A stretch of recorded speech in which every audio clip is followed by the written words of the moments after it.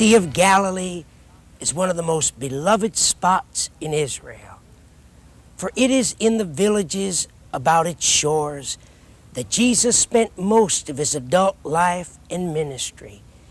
Its Hebrew name means violin because of its shape, the Jordan River flowing in and out of it like a bow across its strings.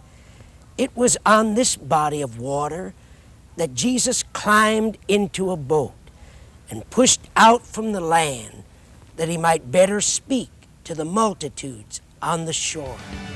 For more information and inspiration from Morris Cirillo's 7 decades of ministry, please visit 247victory.com.